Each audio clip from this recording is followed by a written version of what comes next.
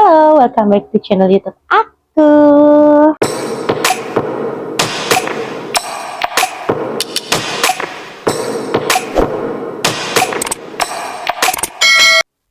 Setelah sekian purnama ya, aku tidak membuat YouTube, tidak membuat konten.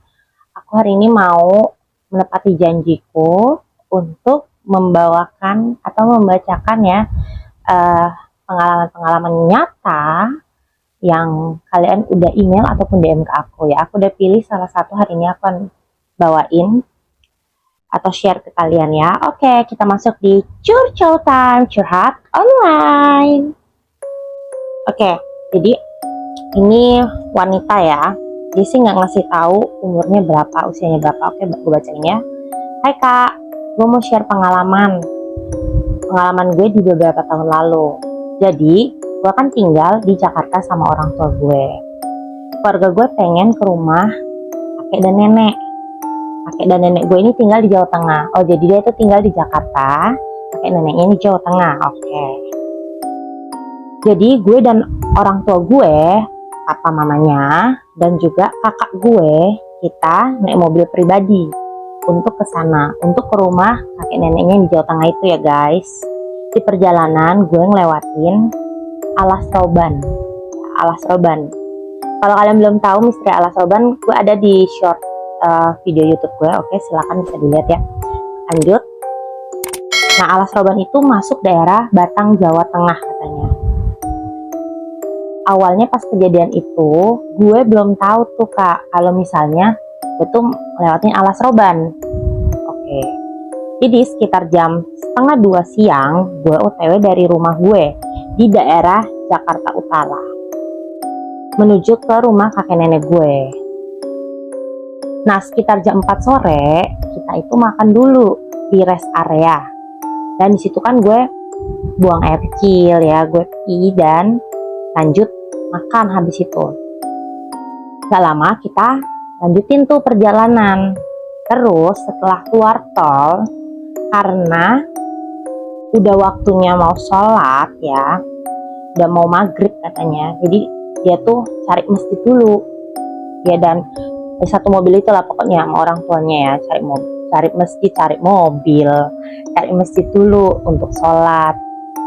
Nah, dia tuh ceritanya pas udah nyampe masjid ini ya, dia itu nyari mukena di tasnya dia. Posisi ya, dia itu sendirian di mobil, jadi kayak kakaknya, si papa mamanya ini udah keluar mobil duluan karena dia masih nyari mukena nih di tas. Oke. Setelah itu dia bilang, dia waktu nyari mukena jadi dia tuh mungkin buka kap mobil di belakang ya, dia tuh nyari gitu. Tuh kayak ada yang lempar sesuatu ke arah belakang dari depan. Pas dia gini tuh nggak ada apa-apa, nggak ada barang yang kayak habis kelempar, kan ada barang jatuh gitu ya depan kita, itu enggak gitu. Tapi di situ gue nggak musingin tuh karena gue buru-buru kata dia. Setelah sholat kita lanjut jalan. Di situ mulailah keanehan-keanehan yang kita alamin. Gue sebenarnya udah ngantuk ya kak. Kayak gue sempet kayak ngilang gitu. Ngilang gimana tuh? Oh, ngilang tuh karena kayak udah mau tidur gitu. Jadi dia kayak nggak mau memperhatikan jalan. Jadi kayak, lo ngerti nggak kalau kita kayak udah ngantuk, rep mau tidur, tapi kita belum tidur lelap gitu, kayak kan tau udah nyampe sini gitu ya. Jadi dia tuh sempet kayak gitu. Tapi tiba-tiba bapak gue bilang ke mbak gue yang duduk di sampingnya. Oh, jadi posisinya tuh kan mereka satu mobil kan berempat, dia, kakaknya, mamanya, papanya. Nah, papanya ini duduk di depan sama kakaknya, mbaknya, berarti cewek ya kalau dia bilang mbaknya. Kakaknya itu perempuan.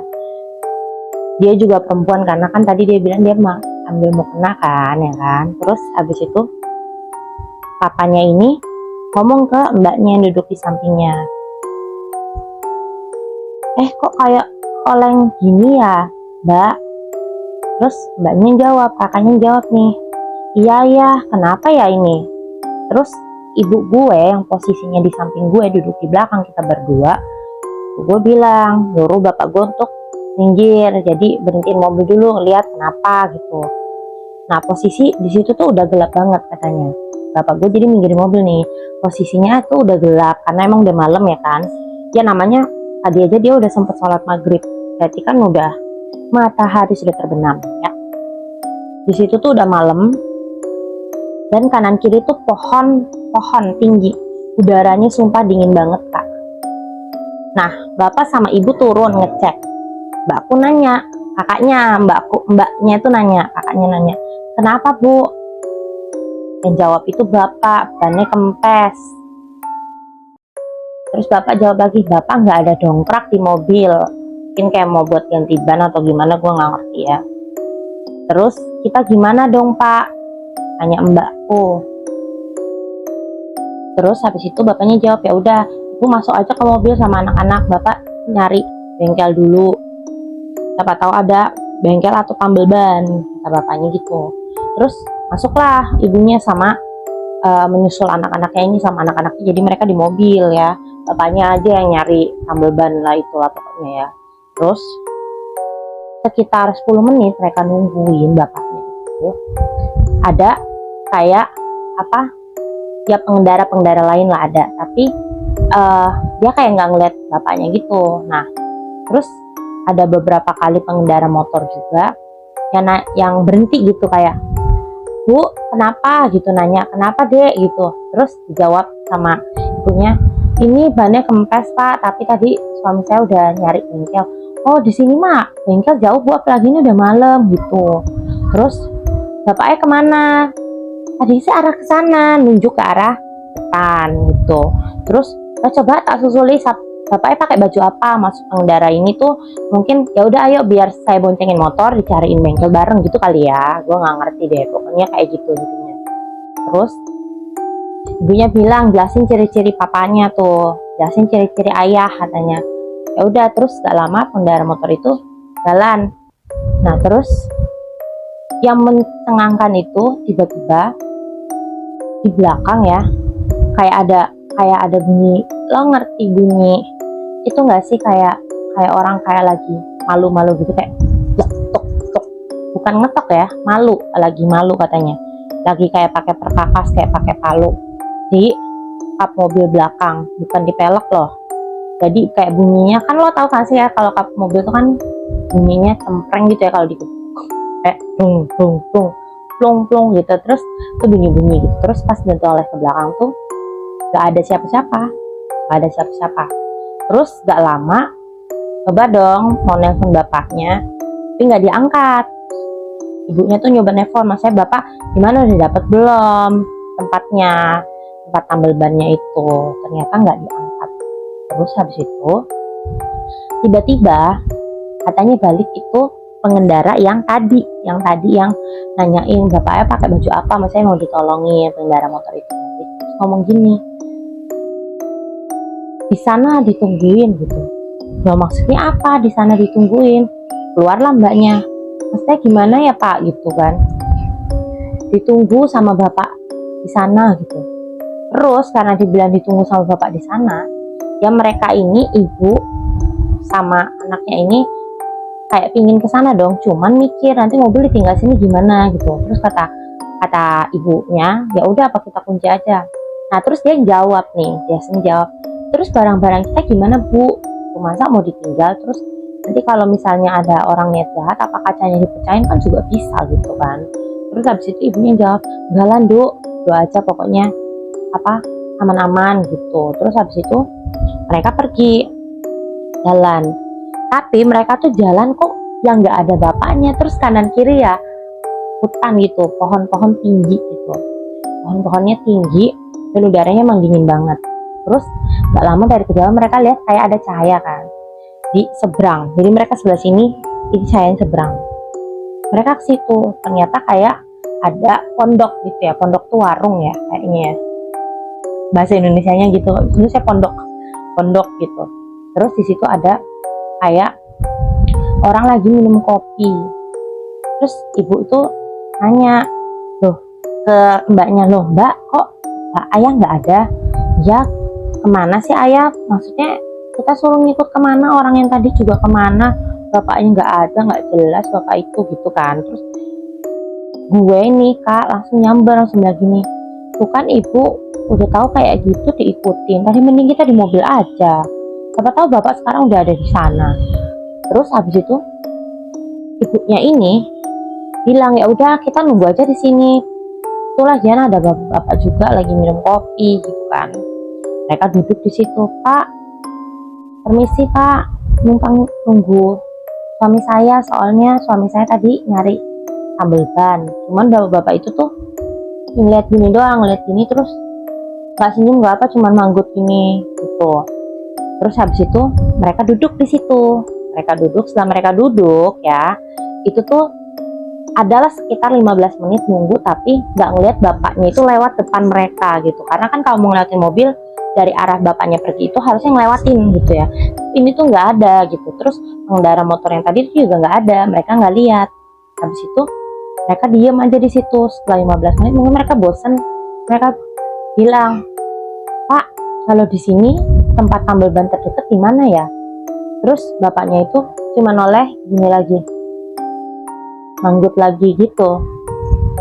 Nah, gak lama dari situ tuh mbaknya dia, kakaknya dia itu bilang gini, ya apa kita pesen teh apa kopi juga deh bu, soalnya ngantuk juga tuh kan. Terus mau mesen tuh ke dalam pondoknya, itu kan mereka di luar ya, di pelataran pondoknya gitu. Mau mesen ke dalam pondoknya itu, katanya dia itu nggak ngelihat ada orang yang jualan kayak mbak-mbak atau ibu-ibu yang bikinin makanannya atau kopinya gitu. Jadi mbaknya itu sama dia itu masuk ke dalam pondoknya itulah buat pesen minuman. Terus mereka itu di dalam tuh nggak ngelihat penjual, manggil bu sini. Ibunya datang, kok nggak ada yang ini jualin ya. Terus habis itu ibunya dia bilang, apa mungkin orangnya lagi pergi gitu kan. Terus tapi kok bapak-bapak itu bisa beli minum gitu kan. Saya sih bapak-bapak yang di depan pondok kali ya, yang lagi nyeruput kopi, maksudnya minum kopi. Nah mereka bilang, iya sih coba nanya bapak itu dulu. Keluar nih, bapak itu udah nggak ada, kopinya pun nggak ada. Kopinya pun tuh di gelas tuh udah kayak kosong gitu loh, ada gelasnya tapi kopinya nggak ada. Jadi mereka pergi mau kayak jalan lebih jauh gitu dari itu. Nah mereka pergi kan kayak menuju ke balik ke mobilnya itu. Nah pas mereka lagi jalan pergi itu menjauh, tiba-tiba kayak dihadang sama bapak-bapak yang tadi nunjuk gini kayak nunjuk ke arah mobilnya. Terus abis itu kayak takut gitu dong, kenapa nih bapak-bapak tiba-tiba muncul gini terus nunjuk ke arah sana gitu, berarti kan ke arah mobil gitu, kenapa sih gitu kan. Terus abis itu larilah mereka bertiga ke sana, lari. Habis itu dilihatlah di mobil gak ada apa-apa gitu kan, gak ada apa-apa. Mereka baru lihat dari depan nih katanya. Terus mereka jalan ke arah belakang, dan betapa terkejutnya mereka melihat ada pengendara motor yang tadi itu yang nawarin bantuan itu tiba-tiba kayak gimana ya, ini dia tetap di atas motor, megang motor gini, tapi habis itu palanya tuh gelinding gitu. Tuh kaget banget ya. Terus palanya itu tuh sambil kayak orang ngeledek gitu sih, kayak palanya tuh gelinding sambil ngeledek gitu. Di situ tuh kayak tadi tuh kaki gua tuh kak sampai kayak lututnya tuh kayak nggak punya tulang, katanya lemes kali ya, kaget. Mbak gue juga di situ tuh langsung kayak megangin tangan ibu juga ya, antara mau gerak gak bisa tapi nggak gerak, takut gitu kan, maksudnya mau kabur gitu. Akhirnya nggak lama tuh bapaknya dari sana tuh datang, loh kenapa kok pada teriak-teriak gitu kan. Terus ditanya sama bapaknya gitu, ibunya jawab, itu loh pak, lihat pak, apa sih itu, kalau kepala gelinding gitu, masih ada kepala gelinding, itu orangnya yang tadi mau bantuin bapak, katanya mau nyari bapak, siapa gitu. Pas dilihat ini nggak ada siapa-siapa. Terus betapa terkejutnya ibu itu, yang tadi penumpang yang dia ngeliat kayak kepalanya gelinding sama yang nawarin bantuan itu kan sama ya mukanya, tiba-tiba tuh lagi sama bapaknya. Terus ini Bu, saya tadi ketemu bapak di sana, jadi tak anterin. Terus itu orang bengkelnya nanti pakai motor sendiri ke sini buat bantuin tambel ban. Soalnya apa namanya nggak punya peralatannya, kan bukan bengkel gede gitu. Loh Mas, saya tuh ngeliat kamu di sini tadi, itu kata kakaknya dia, kata mbakku. Terus aku yang menimpali, aku bilang sama orangnya, iya Pak, saya tadi ngeliat di situ. Soalnya mukanya serem udah gitu, tiba-tiba kepalanya copot, jatuh ke bawah. Nah, terus orangnya itu ngomong gini, jangan Masnya nggak usah dibahas, apa diem gitu ya. Nah, mereka ini ceritanya udah datanglah si tukang tambal ban ini, datang benerin. Setelah itu bener, bapaknya tuh kayak apa, mau salam tempel gitu lah, kayak ngasih uang ke tukang bengkel sama ke pengendara yang udah ini. Terus pengendaranya ngomong gini, Pak, nanti kalau sampai sini, sampai mobil masuk ini, setelah sampai sini Bapak jalan gak usah noleh-noleh anak-anaknya juga ya Pak, soalnya tadi ngeliat-ngeliat hal-hal yang kayak gitu kan. Emang itu apa sih gitu? Nggak, soalnya di sini emang kayak gitu Pak, banyak ya tempat-tempat apa, hutan namanya, banyak tempat-tempat persinggahan, terus banyak tempat-tempat yang jadi tempat kecelakaan kan daerah sini, jadi ya kayak gitulah Pak. Terus habis itu orangnya tuh bilang gini, tadi orangnya menyerupai saya gitu Mbak. Iya menyerupai kamu, kata ibunya. Padahal yang ditanya tuh kakaknya, terus kakaknya tuh kayak ngeliatin pengendara itu, kayak bener orang gak sini gitu kali ya. Terus ya gue juga diem aja sih Kak di situ, kayak kayaknya sih ini beneran orang, cuman tadi kayak katanya kok ngikutin wajah dia gitu kan. Terus ditanya tuh sama ibunya, Mas sebelumnya saya mau nanya, tadi Mas sempat balik nggak? Terus bilang katanya ke sana gitu. Enggak Bu, saya nggak balik. Wah berarti tuh dari tadi emang ibu udah diikutin sama sosok itu, cuman tadi ibu ngikutin dia terus mungkin balik lagi ya. Terus tadi saya juga ketemu warung kayak pondok gitu, ada kakek-kakek, bapak-bapak tua lah lagi minum kopi di depannya. Nah tiba-tiba waktu saya keluar tuh udah nggak ada penjualnya juga, jadi gelasnya tuh kosong gitu. Terus habis itu nunjuk ke arah jalan, ke arah mobil gitu, makanya saya lari ke sana, tiba-tiba ngeliat sosok kayak gitu. Dan saya udah takut banget ini Mas, kata ibu. Terus gue juga belum beranikan diri nanya, itu sebenarnya kenapa ya Mas? Gak, itu berarti kalian tuh kayak udah diincar gitulah. Nah ini juga nggak apa-apa kok, kempes saja. Jadi abis itu setelah mereka udah pamitan gitu, jalan. Setelah keluar daerah situ sampai di kayak udah kotanya gitu, itu kan kabupaten katanya. Itu udah nyampe di kotanya gitu, udah deket rumah kakek dan nenek. Mereka mau mampir dulu untuk kayak makan gitu. Terus kondisinya udah pagi hari, kayak subuh gitu, mau makan tapi banyak kayak warungnya itu belum buka gitu kan. Jadi mereka ke pom bensin dulu. Nah di pom bensin itu mereka cuci muka. Terus habis itu ada, kita kan kalau di pom bensin kan suka ada toilet, suka ada yang jaga kan buat masukin duitnya gitu. Nah itu mbak-mbaknya ngomong sama anak ini yang ngirim DM ke gue, bilang gini, Dek dari mana? Oh dari Jakarta. Oh lewatin mana? Kurang tahu Mbak, lewatin Alas Roban ya. Itu mana ya gitu, karena kan dia cerita nih, ini posisinya dia belum tahu kan, dia bilang itu mana ya, yang kayak hutan gitu. Iya Mbak bener. Oh alah dek, kamu coba nanti abis ini mandi aja, sini bisa mandi kok gitu kan. Kenapa ya Mbak? Udah pokoknya mandi aja gitu. Nah terus habis itu dia nurut dong, dia bilang ke orang tuanya, ayah ibu aku maksudnya aku mandi dulu gitu, oh sini bisa mandi. Ya udah nggak apa-apa kalau emang mau mandi gitu kan. Habis itu dia nurutin tuh, dia mandi. Nah yang penjaga WC-nya ini bilang kalau dia itu ngelihat ada sosok kayak laki-laki, sebutin itu bapak-bapak tua yang tadi minum kopi itu, disebutin ciri-cirinya sama, ada di dekat, jadi kayak dekat bukan di belakang ya, jadi kayak misalnya dia tuh udah masuk WC, bapak itu tuh kayak ngeliatin dari jauh gitu. Nah dibilang katanya itu sosok yang sering ada di Alas Roban gitu.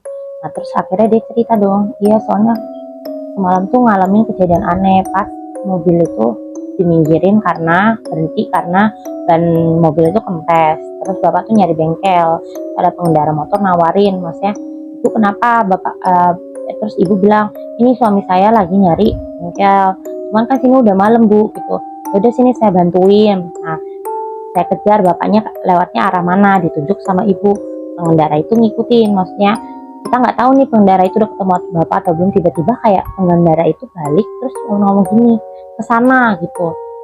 Nah kita otomatis bingung dong di mobil itu, kita nggak langsung turun tapi kita bingung dong mempertimbangkan mau ke sana atau enggak, terus maksudnya apa kok tiba-tiba ngomong sana gitu kan. Tapi kita akhirnya jalan lah ke sana, cuman nggak ada apa-apa. Tiba-tiba ngeliat kayak ada pondok di seberang jalan, kita ke situ. Situ ada kakek-kakek yang tadi bener ciri-cirinya ibu sebutin. Nah penjaga WC-nya itu bilang dia ngeliat sosok itu gitu, kayak mungkin nempel kali ya, gue nggak ngerti deh. Nah dari situ tuh balas setelah mandi itu, kenapa suruh mandi biar bersih-bersih gitu kan. Habis itu pulanglah mereka ke rumah kakek nenek mereka, bukan pulang ya, sampai cerita baru tahu ternyata Alas Roban itu memang banyak cerita-cerita angkernya, cerita-cerita mistisnya ya teman-teman. Nah dari situ tuh gue kayak jadi pengalaman yang benar-benar berkesan. Karena apa? Karena ya gue nggak tahu gue ada di mana, terus juga baru pertama kali gue kayak melihat depan mata gue hal yang mengerikan ya. Kalau misalnya gue pernah sih ngeliat-ngeliat kayak pocong atau kuntilanak kata dia gitu, tapi untuk hal yang kayak sampai gue melihat sosok tiba-tiba palanya melindungi itu tuh gue baru pernah satu kali aja tuh kejadian itu, dan itu gue inget banget. Nah setelah kejadian itu waktu di rumah kakek nenek gue itu kan, paman gue adik dari bokap itu kayak ya orang bisa apa lihat-lihat hal-hal begitu, bilang juga bahwa kakek itu tuh ngikutin kita gitu, bukan gue doang ngikutin kita. Dan dia itu tertarik sama kayak apa ya, ibaratnya kita tuh kan pendatang gitu, dia itu tertarik gitu sama pendatang-pendatang yang seliweran lewat di situ, lewat jalur situ. Nah akhirnya datanglah paman gue, temennya itu ustadz, paman gue itu minta tolong. Nah, akhirnya gue itu sama orang tua gue sama mbak gue itu di apa doain lah. Habis itu kayak gue tuh disuruh makan yang telurnya putih doang, putih telurnya doang, terus tahu putih sama susu. Nah katanya itu gue harus makan hari ini, jadi kalau misalnya selesai hari ini udah boleh makan normal. Gue nggak tahu tujuannya apa, tapi kita lakuin aja karena kan kita nggak pernah tahu ya apa